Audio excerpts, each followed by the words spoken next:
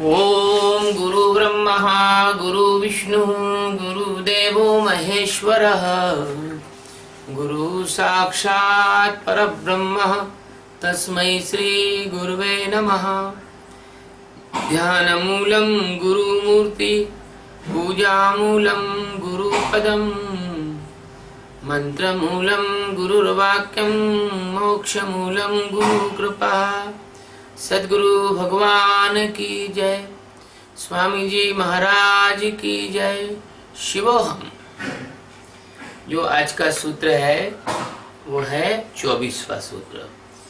एव मुक्तो ऋषिकेशो गुडाकेशेन भारत सेनयोर्भयोर्मध्ये स्थापित्या त्वा रथोत्तमम्। ये संजय जो है, संजय भगवान श्री कृष्ण और अर्जुन के संवाद का एक सेतु है। जैसे कि आपको जो मैं ध्यान सिखाता हूँ वो आपके और आपके अंदर मौजूद परमात्मा का सेतु है। यदि आप ठीक ढंग से वो ध्यान करें तो आपके अंदर जो मौजूद परमात्मा है उससे आपका साक्षात्कार होगा। अगर आप व्यवस्थित तरीके से नित्य प्रति ध्यान करें तो जितने समय में आपने ग्रेजुएशन और पोस्ट ग्रेजुएशन किया होगा या आपने जॉब के लिए आपने जो पढ़ाई की होगी उससे 1/10 समय में आप परमात्मा का साक्षात्कार कर सकते हैं और जीवन मुक्त होकर अपने जन्म मरण के चक्र से छूट सकते हैं। तो ये जो सूत्र है ये कहता है कि जब जिज्ञासु जीवन के इस महायुद्ध में स्वयं प्रयोग करके और सत और असत का अन्वेषण करता है तो उस समय सद्गुरु उसके लिए कैटलिस्ट का काम करते हैं। सद्गुरु उस समय उसको वो अवसर प्रदान करते हैं, उसको वो मौका देते हैं। जैसे श्री कृष्ण ने अर्जुन को मौका दिया दोनों सेनाओं के बीच में रथ ले जाकर। श्री कृष्ण ने अर्जुन को एक बार फिर साक्षी के रूप में यह देखने का अवसर दिया कि कौन से आंतरिक भाव दशाएं उसके पक्ष में हैं और कौन उसके विपक्ष में है। तुम जीवन भर जिसे अपना समझते हो अंत में वही व्यक्ति तुम्हारे जीवन की असफलता का मुख्य कारण बनता है। तुलसीदास जी कहते हैं मात पिता बंधु सुत दारा मत कर मोह सबीते और अंतहु तोए तजेंगे पामर तू न तजह अवहिते मन पछताइए अवसर बीते। तो ये जीवन एक अवसर है, एक मौका है, एक आपके लिए अपॉर्चुनिटी है। इस अपॉर्चुनिटी को आप मिस कर देते हैं व्यर्थ के कार्यों में। जैसे कोई व्यक्ति अगर किसी परीक्षा में बैठा है और उसके मित्र लोग उसको पार्टी शार्टी में घुमाते फिरते हैं और वो पिक्चर देखने जाता है और ठीक से पढ़ाई नहीं कर पाता, परीक्षा में फेल हो जाता है। उसके साथ के लोग आगे बढ़ जाते हैं, वो पीछे रह जाता है और फिर आगे जाकर उसकी स्थिति ऐसी होती है कि वह अपने ही मित्रों का दास बन के उनके अंडर में सबॉर्डिनेट बन के काम करता है। ऐसे ही तुम इस जीवन की परीक्षा में विषयों की मौज मस्ती लूट रहे हो, अंदर मौजूद परमात्मा की तो खोज करते नहीं हो। उसकी वजह से ऐसा होता है कि जब मृत्यु का क्षण आ जाता है तो उस समय आप जो हैं उस अवस्था में आप कुछ नहीं कर सकते। उस अवस्था में आपको केवल पछताना पड़ेगा और फिर मूर्छा, मृत्यु की जो मूर्छा आपको घेर लेती है, इसके बाद तो आप और भी कुछ नहीं कर सकते। फिर तो वो छुटकारा हो जाता है। एक व्यक्ति ने पूछा कि भैया जंगल में तुम अगर जा रहे हो और एक शेर मिल जाए तो आप क्या करोगे? तो व्यक्ति कहता है भैया हम क्या करेंगे, अब तो जो कुछ करना है वो शेर नहीं करना है, छोड़ दे तो छोड़ दे और खा जाए तो खा जाए। तो मृत्यु जो है जब तुम्हें दबोच मारती है और तुम्हें मूर्छा में पटक देती है तो भैया फिर तुम कुछ नहीं कर सकते। फिर तो क्या होता है कि मृत्यु ही जो कुछ करना चाहती है वही करती है, मृत्यु ही करती है जो कुछ करना चाहती है। और आपका कहां जन्म होगा ये आप नहीं जानते, फिर आपका कहां जन्म होगा ये आप नहीं जानते, आपका किस रूप में जन्म होगा ये आप नहीं जानते। फिर आपको जाना है जहां पर भी आपका अंतिम जो समय है उसके अनुसार और जीवन भर की कमाई के अनुसार आपने जहां जिया है वैसे आपको जाना है। तो ये सद्गुरु आपको एक अवसर प्रदान करते हैं। जैसे हम हैं तो बहुत सारे मित्रों को हम कहते हैं भाई आओ और ध्यान कर लो, क्योंकि हम एक मौका दे रहे हैं, एक अवसर दे रहे हैं उनको अपने अंदर मौजूद परमात्मा को जानने का, जागने का और इस जन्म मरण के चक्र से मुक्त होने का। हम उनको एक अवसर दे रहे हैं। अब उस अवसर को वो नहीं लेना चाहते, वो इतने ज्यादा मूर्छित हैं, तो हम क्या कर सकते हैं? हम कुछ भी नहीं कर सकते। अगर उस अवसर को वो नहीं लेना चाहते तो हम कुछ भी नहीं कर सकते। क्यों?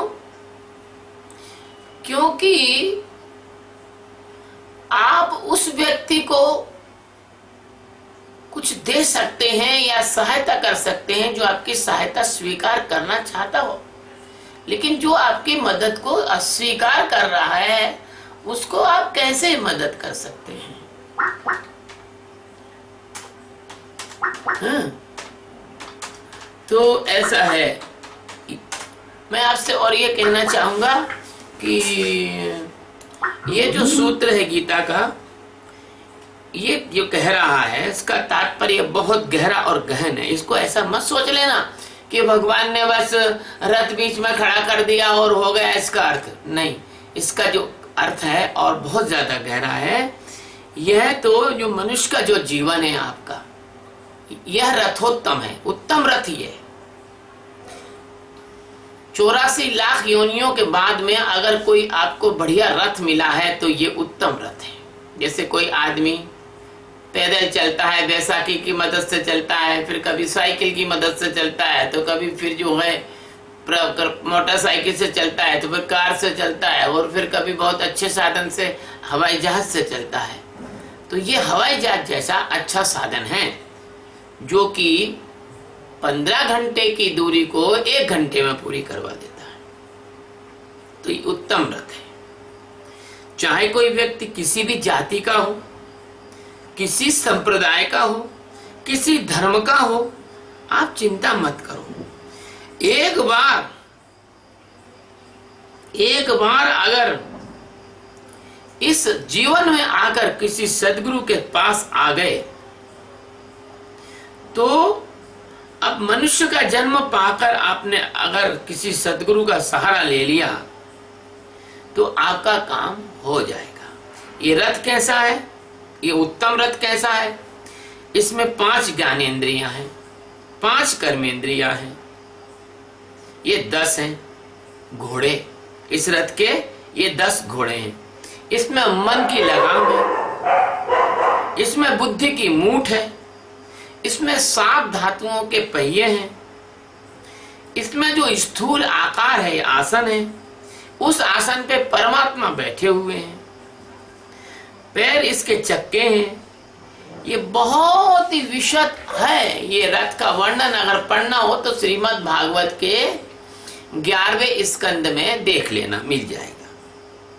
यह उत्तम रथ है। अन्य शरीरों से ये उत्तम है।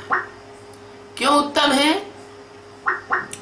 कि इस रथ के उत्तम होने का एक कारण यह है कि इस रथ में केवल एक बहुत अच्छी चीज है कि जो अन्य शरीरों में नहीं है। इस रथ में विचार करने की और विचार से हटने की दोनों प्रकार की क्षमता है।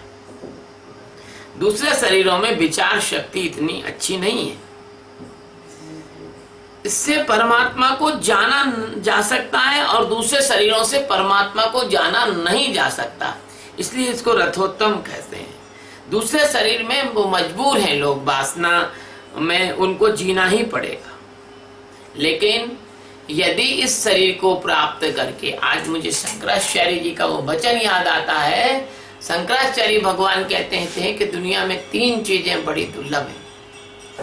एक है मनुष्य का जन्म, दूसरा परमात्मा को पाने की इच्छा, और तीसरा सद्गुरु का मिलना। ये तीनों जब तक एक साथ नहीं होते तब तक व्यक्ति का जन्म मरण के चक्र से मुक्ति उसकी होती नहीं। इसलिए जब आप अपना जीवन किसी सद्गुरु रूपी कृष्ण को सौंप देते हैं तो बाहर तो वो सद्गुरु है, लेकिन अंदर जो तुम्हारे सद्गुरु बैठे हुए हैं तुम्हारी आत्मा के रूप में, तुम्हारे जीवन के रूप में, तो वो उससे आपको मिला देते हैं। और जब आप ऐसा कहते हैं कि नहीं सद्गुरु आप जो कहेंगे बस मैं वही करूंगा, करिष्ये वचनम तवा, जैसे अर्जुन ने कहा था, तो सद्गुरु अपना स्वयं आपके रथ का वैसे ही संचालन करने लगते हैं जैसे कृष्ण भगवान ने अर्जुन के रथ का संचालन किया। हरिओम शरण ने एक बहुत अच्छा गीत गाया है, उसमें कहा है कि काबू में मझधार उन्हीं के, हाथों में पतवार उन्हीं के, काबू में मझधार उन्हीं के, हाथों में पतवार उन्हीं के। डोरी सौंप के तो देख एक बार, उदासी मन काहे को करे, तेरा राम जी करेंगे बेड़ा पार, उदासी मन काहे को करे। तो ये जो राम है, ये तुम्हारा कृष्ण है, यह तुम्हारा आत्मा ही है। राम का अर्थ ही यह है कि रमयन्ति इति रामा, जो रम रहा है वह राम है। कण कण में ब्रह्म ज्योति का प्रकाश हो रहा, और मूर्ख न जान पाए तो भगवान क्या करे, निज रूप को जाना नहीं पुराण क्या पढ़े, भोले बाबा ने कहा है। तो कहने का तात्पर्य यह है कि जैसे आपने सद्गुरु को अपना जीवन का रथ सौंपा तो ये जीवन आपका बहुत मूल्यवान हो जाता है। जैसे कोई कन्या किसी बड़े राजकुमार या बड़े राजघराने की जो है मंगेतर हो जाती है, या कोई व्यक्ति प्रधानमंत्री का उम्मीदवार होता है और वो चुनाव जीत जाता है, तो उसके तुरंत जीतते ही और उसके चारों तरफ पुलिस का बड़ा संरक्षण हो जाता है, उसको अच्छी सिक्योरिटी हो जाती है। ऐसे तुम किसी सद्गुरु की शरण में जैसे ही आते हो सच्ची भावना के साथ कि हम तो बस परमात्मा में जाग कर रहेंगे, परमात्मा को पाना ही है हमको, ऐसा दृढ़ निश्चय लेकर आप आते हो, ऐसा भीम जैसा निश्चय लेके आते हो, ऐसी अर्जुन जैसी जिज्ञासा लेके आते हो, ऐसे नकुल जैसा कुल से छोड़ दई कुल की कहानी लेके आते हो कि नहीं अब हमारा कुल तो बस भगवान ही है, जैसा तुम सहदेव जैसा सहयोग लेकर आते हो, तो फिर देखो तुम बहुत मूल्यवान हो जाते हो। जैसे छोटे बच्चे के साथ सबसे पहले कोई खाने पीने की वस्तु होती है, परिवार में छोटे बच्चे के लिए दी जाती है, ऐसे सद्गुरु पहले अर्जुन की बात मानते हैं और अर्जुन की बात मानकर रथ को बीचों बीच में खड़ा करते हैं। मैं भगवान सद्गुरु से बहुत प्यार करता हूं। क्यों? क्योंकि सद्गुरु ही कृष्ण तत्व हैं। वे जगत के गुरु हैं। क्यों? कि वो तुम्हारे अंदर बैठकर तुम्हारे प्राणों को आकर्षित करके रखते हैं। वरना भाई साहब क्षमा कीजिए, यदि कृष्ण तत्व तुम्हारे अंदर ना हो तो तुम प्राणों को धारण करने वाले इस इक्विलिब्रियम में नहीं जी सकते हो। आपका इक्विलिब्रियम टूट जाएगा, मृत्यु की ओर आपकी रिएक्शन चली जाएगी। इसलिए कहा गया है कृष्णम वंदे जगत गुरु। जो भी तुम्हारा गुरु है, चाहे कोई हो, मैं हो या अन्य हो, यदि ब्रह्मवेत्ता है वो तो कृष्ण ही है। और यदि वो ब्रह्मवेत्ता नहीं है तो और आपको ब्रह्म की जिज्ञासा नहीं है, अर्थात तो ब्रह्म जिज्ञासा, अगर ब्रह्म की जिज्ञासा है तो आप तुरंत किसी ब्रह्मवेत्ता सदगुरु की शरण में जाओ। यानी किसी पूजा पाठ कराने वाले या मंत्र जपाने वाले या कोई कर्म कांड कराने वाले, हम इनको सदगुरु नहीं कहते। वेदांत की भाषा में वो अगुरु होते हैं।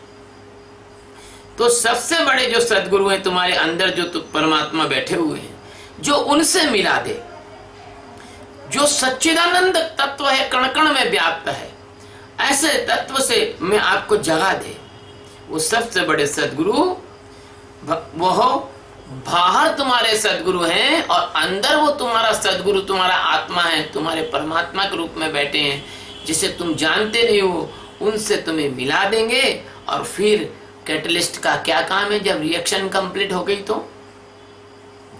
तो जो पिता है कोई, वो हमेशा चाहता है कि उसका पुत्र उसके पैरों पर खड़ा हो जाए। ऐसे हर गुरु चाहता है कि उसका शिष्य जो है वो आत्म तत्व में जाग जाए। हर दीपक को इतना सामर्थ्य बनाना चाहता हूं मैं कि वो शाम को जले और रात भर उजाला दे। ऐसे मैं अपने शिष्यों को चाहता हूं कि आत्मज्ञान में खड़े हों और दूसरे लोगों को आत्मज्ञान में खड़ा करें। अरे कम से कम नहीं तो क्या होगा, एक शेर है ना कि चिराग जला लो, बहुत अंधेरा है।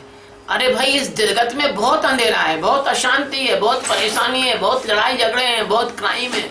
अगर लोग ध्यान करें और आत्मज्ञान ना भी हो तो चल जाएगा, लेकिन ध्यान करके जो शांत अवस्था प्राप्त होगी, कम से कम इस पृथ्वी पर जितने ज्यादा से ज्यादा शांत लोग होंगे, जितने ज्यादा से ज्यादा मतलब व्यवस्थित लोग होंगे, तो कम से कम इतना तो होगा कि लोग ढंग से जी तो सकेंगे, माता बहनों की इज्जत की रक्षा तो हो सकेगी, साधु संत जो वास्तव में परमात्मा के लोग हैं उनका सही ढंग से आदर तो हो सकेगा, परिवार के बड़े लोगों का अपमान तो ना होगा, और नशीली वस्तुएं खा पीकर जो लोग अपना जीवन बर्बाद कर रहे हैं, वो परमात्मा के प्रेम के मिल जाने के कारण उनको किसी नशे की आवश्यकता ना होगी। तो ये मैंने आपको बताया, और मैंने आपको यह भी बताया कि इसका जो अन्वेषण है ये आपको स्वयं करना पड़ेगा, और सद्गुरु आपको मदद करेंगे। आपका शरीर आपको प्रयोगशाला बनाना होगा, तब आप अंदर देखेंगे। हम आप पर कुछ थोपना नहीं चाहते, हम आपको सिर्फ दिखाना चाहते हैं। आप खुद देखेंगे कि आपके अंदर कौरव कौन है, आपके अंदर पांडव कौन है। आप बीच में खड़े हो जाओ, आप समता में खड़े हो जाओ, आप ऐसी जगह खड़े हो जाओ जहाँ से मित्र और शत्रु दोनों को आप देख सकते हो।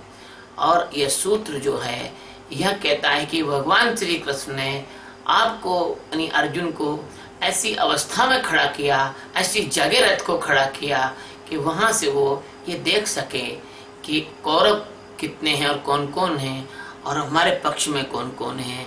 ऐसे आप परमात्मा के मार्ग में जब जा रहे हैं तो आपको अपने अंदर झांक के देख लेना पड़ेगा कि आपके अंदर आपको परमात्मा की ओर ले जाने की सहायता करने वाली भाव दशाएं कौन कौन सी हैं, और आपको परमात्मा से अलग हटाकर मूर्छित करने वाली और विषयों में धकेलने वाली और अशांति में धकेलने वाली और अधिक पागल बनाने वाली, आपके साथ छल करके आपके जीवन ऊर्जा को नष्ट करने वाली कौन कौन सी भाव दशाएं हैं, यही देखने के लिए हम आपको ध्यान कराते हैं, आपको स्वावलंबी बनाते हैं आध्यात्म के मार्ग पे।